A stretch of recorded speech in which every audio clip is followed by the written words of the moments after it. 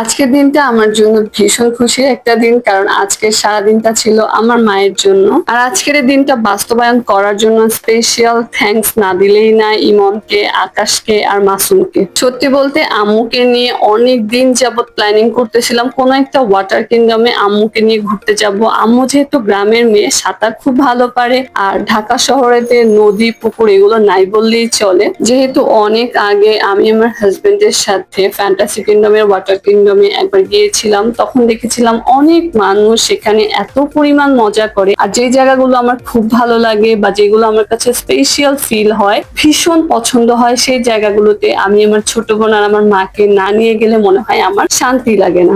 আম্মু যেহেতু সাঁতার পারে, আম্মু পানি অনেক ভালোবাসে, আমরা কেউ সাঁতার পারি না, কারণ ঢাকা শহরে তো পুকুর নদী নাই, তাই সাঁতার কাটার মতো ওয়ে নাই। তো আমার ভীষণ ইচ্ছা ছিল কোনো একদিন আম্মুকে নিয়ে কোনো একটা ওয়াটার পার্কে যাব এবং সারা দিন সেদিন আমরা সবাই মিলে অনেক মজা করব। আম্মুকে নিয়ে ওয়াটার পার্কে যাব, সেটা রোজারিদের আগে থেকেই আমি ঠিক করে রেখেছিলাম, কিন্তু একটা জায়গায় যাব বলাটা যত সহজ, সেখানে সবকিছু সবার মতো করে টাইমিং সেট করে যাওয়াটা কিন্তু তার চাইতেও বেশি কঠিন। ইচ্ছা ছিল ফ্যান্টাসি কিংডমে যাবার, কিন্তু সেটা যেহেতু আমাদের বাসা থেকে অনেক দূরে, আর আমার ছোট বোন আর আমার ছেলেটা একদম জার্নি করতে পারে না। বাসার কাছে যেহেতু কেরানীগঞ্জে এত সুন্দর একটা ওয়াটার পার্ক রয়েছে, সো এত দূরে যাওয়ার তো প্রশ্নই আসে। সকাল সকাল বের হয়েছিলাম ঠিকই, কিন্তু রাস্তা ভুলে আমরা অন্য রাস্তায় চলে যাবার কারণে আমরা এসে পৌঁছাতে পৌঁছাতে অলমোস্ট 12টাই বেজে গিয়েছিল। আর আমরা এসেছিলাম কেরানীগঞ্জের Konakhola Anwar city magic island পার্কে। এখানে যেমন আছে রাইডস, তেমন কিন্তু ডাইনোসর পার্ক আছে, সাথে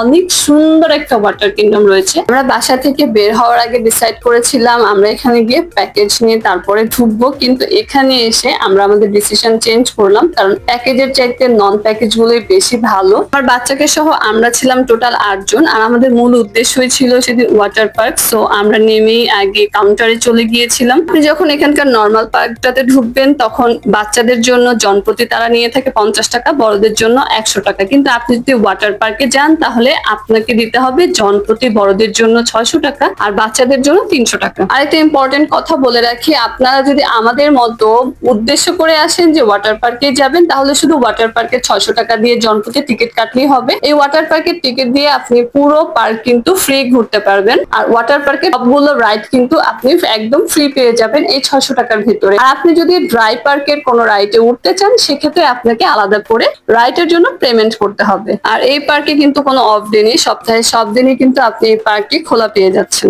ফাইনালি আমরা ওয়াটার পার্কের জন্য 8টা টিকিট কেটে নিয়েছিলাম, আর আমাদের যেহেতু কারোরই কোনো রকম ইচ্ছা নেই কোনো রাইডে ওঠার, সো আমরা ড্রাই পার্কটাতে একটু ঘোরাফেরা করে আমরা ওয়াটার পার্কে চলে যাব।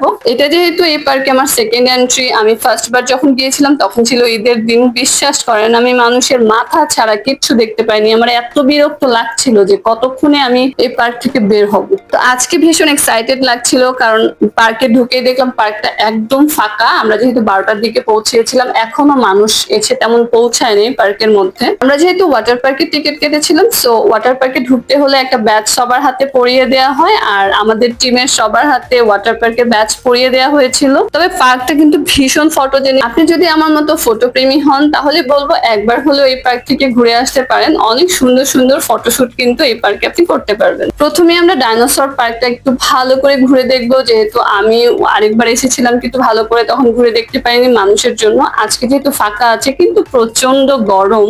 ডাইনোসর পার্কে যদি প্রথম কেউ আসে, ছোটরা তো অনেক ভয় পাবে, আর বড়রা কিন্তু অনেক বেশি অবাক হবে, কারণ প্রতিটা ডাইনোসর এমন ভাবে নড়াচড়া করে যেটা আপনাকে ভয়ের সৃষ্টি করে দিতে বাধ্য। আপনারা ঢাকার যে কোনো প্রান্ত থেকে যদি গুলিস্তান হয়ে আসেন, তাহলে গুলিস্তানে গেলে আপনারা অ্যাভেলেবেল বাস পাবেন কদমতলীর, অথবা আপনারা চাইলে সেখান থেকে রিক্সা বা সিএনজি অথবা নিজেদের পছন্দ মতো আপনারা কিন্তু ছোট ছোট টেম্পো গুলোতেও উঠতে পারেন। কদমতলী আসলেই আপনারা দেখবেন এখানে অনেক লাইনের গাড়ি আছে, যারা সরাসরি এসব পার্ক গুলোতে নিয়ে যাবে আপনাকে মাত্র 20 থেকে 40 টাকায়। আপনি যদি রিজার্ভ গাড়ি নেন, তাহলে সেই ক্ষেত্রে আপনাকে 100 থেকে 150 টাকা দিতে হবে। আর আপনি যদি লোকাল সিএনজি গুলোতে সবার সাথে শেয়ার করে আসেন, তাহলে জনপ্রতি ভাড়া নেবে 20 থেকে 40 টাকা।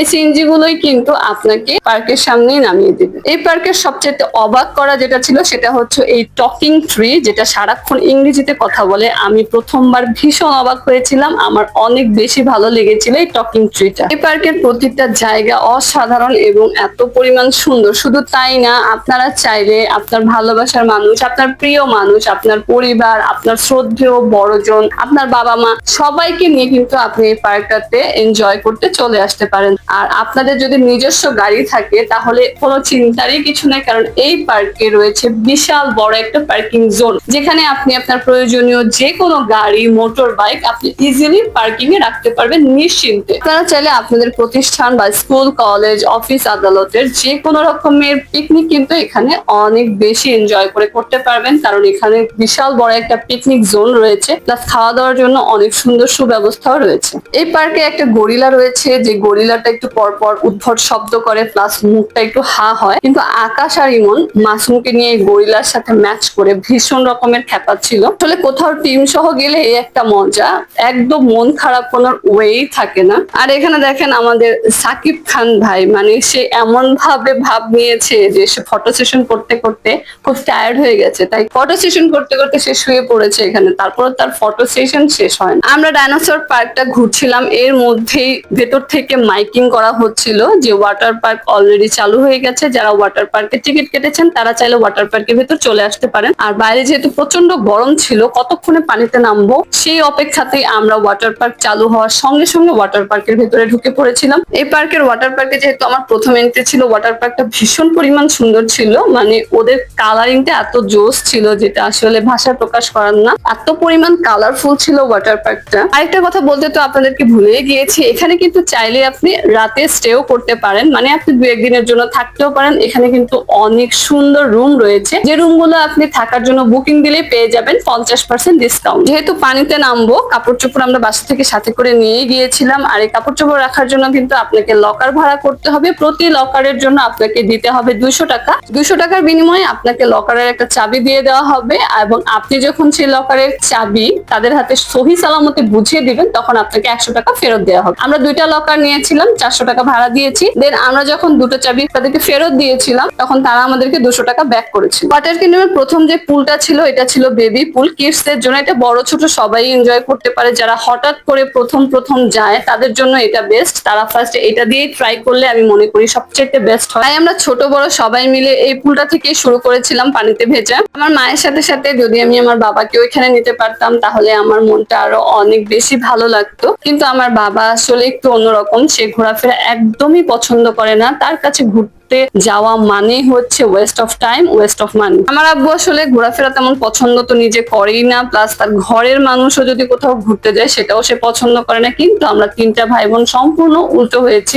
আমরা ঘুরতে ভীষণ রকমের পছন্দ করি। এক কথায় বলতে গেলে আমরা অনেকটা আমার মায়ের মতোই হয়েছি। অনেকে বলবে যে পুরুষ মানুষের দায়িত্বের কারণে, একদম ভুল কথা। শুধু দায়িত্ব না, আমার আব্বুকে তার ফ্রেন্ড সার্কেলের কেউ যদি বলে এই জায়গাটায় চলেন, আপনার 1 টাকাও দিতে হবে না, আপনি শুধু সাথে যাবেন, তারপরেও তাকে নেওয়ার সাধ্য কারো নাই। কারণ ওই যে বললাম, তার কাছে ঘোরাঘুরি একদম অপছন্দের একটা পার্ট। আমি আমার ভিডিও শুরুতেই বলেছিলাম যে আজকের দিনটা কিন্তু আমার আম্মুর জন্য, মানে আজকে আম্মু এনজয় করবে, আমি দেখবো। আর আমার এত ভালো লাগছিল, আম্মু ওয়াটার পার্কে এসে একদম বাচ্চার মতো হয়ে গেছে, মানে এত মজা করছিল সে, যেটা দেখে আমার কলিজা একদম ঠান্ডা হয়ে যাচ্ছিল। আমার একটা আলাদা অনুভূতি, ভালো লাগা ফিল হচ্ছিল। আমি জানি না আসলে কার কাছে কেমন ফিল হয়, বাট সন্তান হিসেবে আমি এটা বলবো যে আমার মাকে বা আমার বাবাকে যদি আমি অল্প একটু খুশিও দিতে পারি না, আমার যেন কেমন কলিজা ঠান্ডা হওয়া একটা অনুভূতির সৃষ্টি হয়। আমার যদি অনেক টাকা থাকতো তাহলে আমি প্রতি মাসে আমার আম্মুকে নিয়ে বিশ্বের বিভিন্ন সুন্দর সুন্দর দেশগুলো ঘুরে বেড়াতাম। ওয়াটার পার্কের মধ্যে সবচেয়ে ভয়ঙ্কর রাইড ছিল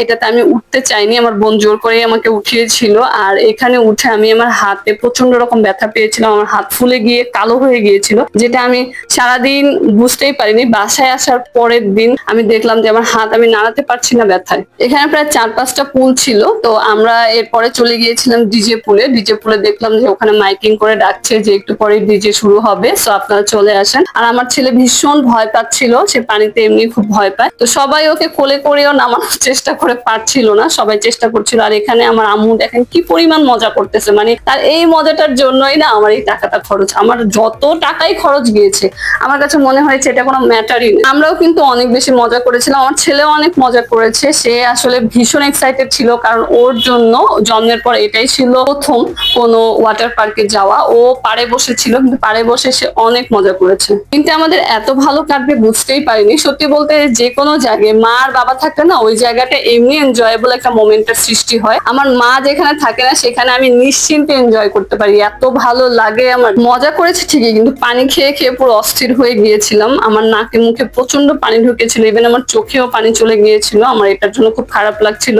আম্মু এত পরিমাণ আনন্দিত ছিল যে আমরা এক বোন আরেকজনকে দেখাচ্ছিলাম যে সে কি পরিমাণ আনন্দিত, প্লাস আম্মু এত সুন্দর সাঁতার কাটতে পারে। এখানে সে অনেকক্ষণ সাঁতার কেটেছে, ডুবে সাঁতার কেটেছে, উল্টো হয়ে সাঁতার কেটেছিল। তো ডিজে পুলে ডিজে শেষ হওয়ার পরে এখানে আরেকটা পুল ছিল। এই পুলটা একদম লম্বা, এই পানিগুলো মনে হচ্ছিল যে ফ্রিজের পানি এখানে ঢেলে রেখেছিল, এত পরিমাণ ঠান্ডা ছিল এই পানিগুলো। আমরা ডিজে পুল থেকে উঠে এসে এখন সবাই এই পুলটাতে নেমেছিলাম। আপনি যদি সাঁতার জানেন তাহলে 10-15 মিনিটের মধ্যে আপনি এটা পুরো সাঁতরে শেষ করতে পারবেন। যদি আপনি সাঁতার না জানেন তাহলে আমার মতো আপনার আধা ঘন্টা লেগে যাবে এই পুরো পুলটা রাউন্ড দিয়ে ঘুরতে। পানির অতিরিক্ত ঠান্ডায় মনে হয় আমাদের ইমন খানের মাথা নষ্ট হয়ে গেছে। আমার ছোট ভাই একটা সানগ্লাস পেয়েছিল এই পুলে নেমে, তো ইমন খান সেই সানগ্লাস পরে খুব ভাব নিচ্ছিল, ডান্স শুরু করে দিয়েছে সে পুলে এসে। ইমন খানের ডান্স শেষ হতে না হতে আমরা দুই বোন আবার ডান্স শুরু করে দিয়েছিলাম। আমরা আর বাদ থাকবো কেন বলেন, মজা যেহেতু করতেই গিয়েছি এখানে। এত বড় সানগ্লাসটা এখন আমার ছেলের চোখে পরিয়ে দিয়ে আমার ছেলেকে দিয়ে ওরা ডান্স করাচ্ছে। আমার ছেলে তো এই পানি থেকে আর উঠতেই চাচ্ছে না, বারবার বলতেছে মামনি পানি এত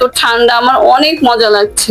আমাদের সবাইকে দেখলেই বুঝতে পারবেন যে আমরা কি পরিমাণ এনজয় করেছিলাম এই জায়গাটাতে। আছে না, কোনো জিনিস ফেলে দিলেই সেটার দাম অনেক বেশি। ভাই কেউ সানগ্লাস নেয় নাই, একটা সানগ্লাস পেয়েছে, এটা নিয়ে এখন যে ফকিরের মতো ভাব নেওয়া শুরু করেছে একটার পর একটা, মানে একজনের পর একজন সানগ্লাস নিয়ে ডান্স কি তাদের। আমরা আবারও ডিজে পুলে গিয়েছিলাম, যেহেতু আমাদের এখনো হাতে অনেক টাইম আছে। সো ডিজে পুলে যাওয়ার পরে আমার ছেলে তো পার থেকে একটু ভিতরে যাচ্ছে না। ওর জন্য একবার আকাশ, একবার ইমন, একবার আমার ছোট ভাই, ওর জন্য সবাই পারে বসে একটু একটু করে ওকে টাইম দিচ্ছিল। ওই দিন সারাদিন অনেক মজা করেছিলাম, প্রচুর পরিমাণ ভিজেছিলাম পানিতে। টাইম অলমোস্ট শেষ হয়ে গিয়েছিল, যেহেতু লকারে আমাদের কাপড় চোপড় রয়েছে, ড্রেস চেঞ্জিং এর একটা ব্যাপার রয়েছে। সো আমরা ড্রেস চেঞ্জ করে বের হওয়ার সময় আপনাদের জন্য ম্যাজিক আইল্যান্ডে বিভিন্ন রাইডস এর টিকিটের মূল্যটা খুব সুন্দর করে দেখিয়ে দিলাম। আপনারা চাইলে কিন্তু এখানে ঘুরতে আসতে পারেন, আমি কথা দিচ্ছি অনেক বেশি মজা হবে। আলহামদুলিল্লাহ দিনটা আমাদের বেশ ভালো কেটেছিল, এতটাও আশা করিনি যতটা ভালো আমরা এখানে কাটিয়েছি। আমরা সবাই দৌড়ঝাঁপ করে দুষ্টমি করে সাঁতার কেটে এত পরিমাণ ক্ষুধার্ত ছিলাম যে ক্ষুধার জ্বালায় এক একজন হাঁটতে পারছিলাম না।